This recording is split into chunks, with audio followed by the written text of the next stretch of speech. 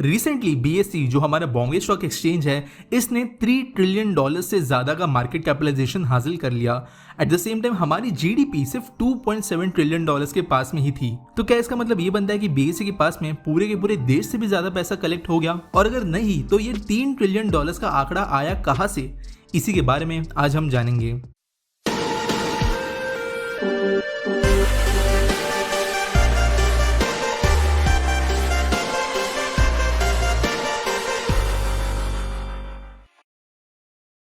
BSE का market cap 3 trillion से ऊपर जाना एक बहुत पॉजिटिव बात थी, क्योंकि कंपनीज काफी अच्छा परफॉर्म कर रही थी, इसका ये एक इंडिकेटर था। लेकिन ये इतनी ज्यादा पॉजिटिव ग्रोथ GDP के भी पार कैसे जा सकती है, ये स्पेशली उन लोगों के लिए कंफ्यूजिंग था जो ज्यादा नॉलेज नहीं रखते हैं फाइनेंशियल मार्केट्स में। एक एक करके चीजों को हम ब्रेकआउट करेंगे और समझेंगे कि ये हुआ कैसे। पहले ये समझेंगे कि मार्केट कैपिटलाइजेशन होता क्या है और इस पर्टिकुलर टाइम में ये इतना ज्यादा बढ़ कैसे गया। अब BSE और बाकी सारे स्टॉक एक्सचेंजेस पर कई सारी अलग अलग कंपनीज लिस्ट होती है और लोग इन कंपनीज में शेयर खरीदकर कंपनी के अंदर हिस्सेदार बनते हैं।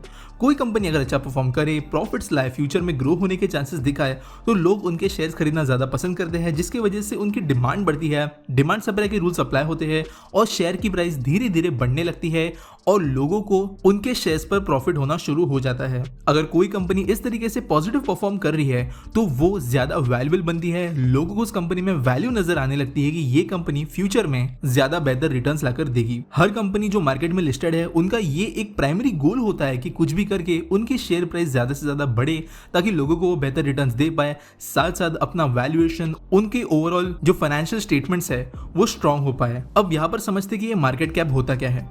अब अगर इन सारे के सारे शेयर्स को अगर हम मिला दें, उनके करंट प्राइस से मल्टीप्लाई कर दें, तो वो बनता है उस कंपनी का मार्केट कैपिटलाइजेशन। यानी अगर शॉर्ट में बताओ तो किसी भी कंपनी के आज के डेट में जो प्राइस चल रही है, उस कीमत पर सारे के सारे शेयर्स खरीदने के लिए जितने पैसे लगेंगे, वो मार्केट कैपिटलाइजेशन के नाम से जाना जाता है। यानी वो उस कंपनी की कलेक्टिव शेयर प्राइस है, जितने शेयर्स आज मार्केट में है उसके हिसाब से। अब यहाँ पर भी दो टाइप के इन्वेस्टर्स होते हैं जो प्राइस आगे पुश करते हैं। ऑब्वियसली कंपनी का फाउंडेशन, उसका बेस स्ट्रांग होना जरूरी है, फंडामेंटल स्ट्रांग होना जरूरी है, लेकिन इन्हीं सारी चीजों में कंपनी को अच्छा साबित करने के लिए गहरी रिसर्च की जरूरत पड़ती है, जो प्रोफेशनल ट्रेडर्स करते हैं और उस रिसर्च के बेसिस पर शेयर्स में इन्वेस्ट करते हैं, ताकि एक्चुअल शेयर प्राइस आगे जाए ये तय रहे। लेकिन आज का जो BSE वैल्यूएशन 3 ट्रिलियन के ऊपर चला गया, उसके पीछे एक बड़ा रीजन है आम आदमी का पैसा, यानी normal person, non expert retail investors. In normal retail investors ने पिछले कुछ समय में BSE के मार्केट कैप को जिस हिसाब से बढ़ाया है, ये कभी हिस्ट्री में देखा नहीं गया। और अलग अलग मीडियम्स जिनके जरिए रिटेल इन्वेस्टर्स ने BSE में इन्वेस्ट करना शुरू किया, इसकी वजह से शेयर प्राइस बढ़ी और धीरे धीरे ये जो मार्केट कैप है ये कई सारी कंपनीज के लिए बढ़ने लगा और ओवरऑल जो BSE के मार्केट कैप की हम बात कर रहे हैं वो भी बढ़ने लगा। एक नॉर्मल इंसान ज्यादा टाइम नहीं निकाल पाता है इतना सारा नॉलेज गेन करने के लिए, मार्केट को इतना गहराई से समझने के लिए, और इसकी वजह से कई लोग कतराते भी हैं कि वो मार्केट में पैसा लगाए या ना लगाए, और अगर वो लगाते हैं तो वो कंपनी फ्यूचर में बड़ी होगी या नहीं। ऐसे लोगों के लिए म्यूचुअल फंड्स में इन्वेस्ट करना एक बेहतर ऑप्शन निकल कर आया है, जहां पर उनके बिहाफ में आज के डेट में हजारों करोड़ के हिसाब से पैसे मार्केट के अंदर पंप हो रहे हैं और इनके वजह से भी कई सारी कंपनीज के वैल्यूएशन बढ़ रहे हैं, मार्केट कैप बढ़ रहा है और अच्छी कंपनीज में लोग पैसा लगा पा रहे हैं बिना खुद का रिसर्च किए और एक्सपर्ट्स के भरोसे काम देकर। और यहीं पर एक new age completely free online investment platform grow आता है, जिसमें बिना बाहर जाए, बिना ब्रोकर्स के आप म्यूचुअल फंड्स में इन्वेस्ट कर सकते हो। ना मिडिल मैन, ना कोई चार्जेस, 100% फ्री, जिससे आपके पैसे बचे। इसके साथ साथ 100% पेपरलेस तरीके से आप 5000 से ज्यादा म्यूचुअल फंड्स में ग्रो ऐप के जरिए इन्वेस्ट कर सकते हो और 40+ AMC से ग्रो पार्टनर्ड है। UPI, debit cards, NEFT, bank transfer, इन सारे मेथड्स के जरिए ग्रो आपको इन्वेस्ट करने के ऑप्शन देता है और ये सारे के सारे पेमेंट्स 128 बिट SSL एन्क्रिप्शन वाली पाइपलाइन से गुजरते हैं, जिसके वजह से आपके पेमेंट्स बहुत ज्यादा सिक्योर और सेफ बन जाते हैं। इसके साथ साथ जब चाहिए तब बाय, सेल और अपने पैसे आप अपने बैंक अकाउंट में रिडीम भी कर सकते हो म्यूचुअल फंड्स में इन्वेस्ट करते समय, फिर चाहे वो आप अपने स्मार्टफोन ऐप से करें या फिर ऑनलाइन जाकर। इसके अलावा भी अगर आपको कोई दिक्कत आती है तो एक लीडिंग कस्टमर सपोर्ट आपके लिए हमेशा अवेलेबल रहेगा, जो आपकी दिक्कतें मिटाने में मदद करेगा। और 10 मिलियन से ज्यादा यूजर्स ग्रो का इस्तेमाल करते हैं अपने पैसे सेफली इन्वेस्ट करने के लिए। मैं खुद साल 2019 से ग्रो के जरिए कई सारे अलग अलग फाइनेंशियल प्रोडक्ट्स में पैसे इन्वेस्ट कर रहा हूँ और मेरा एक्सपीरियंस ग्रो के साथ में बहुत अच्छा रहा है।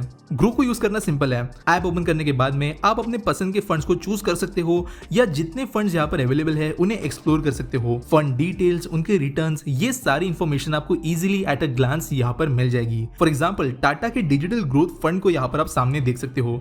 इस फंड ने पिछले एक साल में 115% का रिटर्न अपने इन्वेस्टर्स को दिलाया है और इस फंड में सिर्फ 150 रुपीज पर मंथ की SIP से आप इन्वेस्ट करना स्टार्ट कर सकते हो, जो जैसा आप समझ सकते हो काफी छोटी अमाउंट है। इसके अलावा अगर आप चाहे तो वन टाइम में भी पैसे इन्वेस्ट कर सकते हो, जैसे आपकी मर्जी हो। इस फंड के बारे में सारी की सारी चीजें आपको बहुत ईजी भाषा में और यूजर फ्रेंडली तरीके से समझाई जाएगी, चाहे वो उसके हिस्टोरिक रिटर्न्स हो, कौन इस फंड को मैनेज कर रहा है, कहाँ पर इनकी होल्डिंग्स है, किस तरीके के प्रोज एंड कॉन्स इस फंड के हैं, सारी की सारी चीजें आपको ग्रो ऐप पर मिल जाएगी। इसके बाद में वन टाइम या SIP या मंथली बेसिस पर आप चाहे वैसे ग्रो में अपने पैसे इन्वेस्ट कर सकते हो, ताकि फ्यूचर में आपको अच्छे रिटर्न्स मिल पाए। अगर आपने ग्रो पर अब तक अकाउंट नहीं बनाया तो देर किस बात की, सिर्फ अपने pan card, photo, bank details और एड्रेस प्रूफ को यूज करते हुए आप ग्रो के जरिए अपना KYC वेरिफिकेशन कंप्लीट कर सकते हो और आप कुछ ही समय में यहाँ पर इन्वेस्टमेंट करना शुरू कर सकते हैं। तो आज ही डिस्क्रिप्शन में दिए गए लिंक से ग्रो ऐप को डाउनलोड करें और इन्वेस्टमेंट करना शुरू करें। Mutual fund investments are subject to market risk. Please read all scheme information documents, key information memorandum, and all other related documents carefully before investing. Past performance is not indicative of future returns. तो आते हैं BSE का GDP से बड़ा होने पर। तो market cap एक कंपनी के लिए तो आप समझ गए। तो जब जितनी ये सारी की सारी कंपनीज BSE में लिस्टेड है, इनके मार्केट कैप को अगर आप टोटल करो तो पूरे के पूरे BSE की वैल्यूएशन निकल कर आती है, जो है $3 ट्रिलियन। यानी जितने शेयर्स आज BSE में मौजूद है सारी कंपनीज के लिए, वो अगर आप खरीदना चाहते हो तो $3 ट्रिलियन से ज्यादा की आपको जरूरत पड़ेगी आज की डेट में। अब यहाँ पर गौर करने वाली बात यह है कि BSE का ये कैप लिक्विड कैश नहीं है। बेसिकली लोगों को किसी कंपनी के अंदर वैल्यू कितनी होनी चाहिए, ये उसका एक ओवरऑल सेंटिमेंट है। ये एक अज्यूम्ड और एक्सपेक्टेड वैल्यू है जो सबको सही लग रही है, ना कि कोई एक्चुअल कैश फ्लो। तो ये $3 ट्रिलियन BSE के लिए एक ऐसा नंबर है जो आज की डेट में लोगों को लग रहा है कि मार्केट की कीमत होनी चाहिए, है नहीं। और यहीं पर हमें आंसर मिलेगा कि GDP के कंपैरिजन में भी ये ज्यादा कैसे हो गया। अब GDP बनती है कई सारे अलग अलग टेक्निक से, लेकिन हमारे जो नेशनल लेवल पर सेंट्रल स्टैटिस्टिक्स ऑफिस है, उनके जरिए दो प्राइमरी मेथड्स इस्तेमाल होते हैं GDP कैलकुलेट करने के लिए।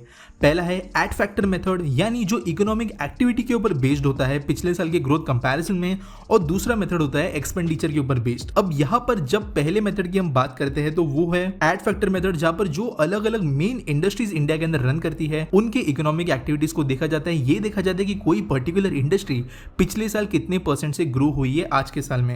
यहाँ पर अगर बात करेंगे किस किस को कंसिडरेशन में लिया जाता है, तो agriculture, forestry, fishing, mining, quarrying, manufacturing, electricity, gas, water supply, other utility services, construction, trade, hotels, transport, communication and broadcasting, finance, real estate, professional services, public administration, defence और बाद में as an overall other services में कुछ और industries को add किया जाता है और इन सारे इंडस्ट्रीज का ग्रोथ देखा जाता है, जिसका एवरेज निकाल कर उसे पिछले साल के कंपैरिजन में देखा जाता है। अगर ग्रोथ नेगेटिव हुई है तो GDP नीचे जाती है, और अगर GDP ऊपर गई है तो पिछले साल के वैल्यूएशन में उतने % से अमाउंट बढ़ा दी जाती है। जबकि अगर एक्सपेंडिचर मेथड की बात करें तो ये देखा जाता है कि ऐसी अलग अलग इंडस्ट्रीज के अंदर कितना खर्च इस साल हुआ है, कितने पैसे लोगों ने लगाए, और फिर उसे फिर से परसेंटेज चेंज के हिसाब से देखा जाता है पिछले साल के कंपैरिजन में। तो ये जो दोनों मेथड्स है, इनसे हमेशा बहुत कम मार्जिन के आसपास के नंबर्स निकल कर आते हैं, बहुत ज्यादा डिफरेंस होता नहीं है। इसका जैसे इंडिया के अंदर दोनों में से कोई भी मेथड्स या दोनों का एवरेज कंसिडर किया जाता है GDP की बात करते समय। अब मेजर डिफरेंस यहाँ पर समझते हैं कि क्या है।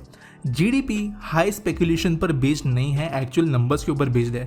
इसकी वजह से GDP रियल वैल्यू के काफी पास होती है। यानी BSE में GDP से अलग जो लगता है वो वैसा होना चाहिए, ऐसा नहीं है, बल्कि जो है वही है रियल वैल्यू।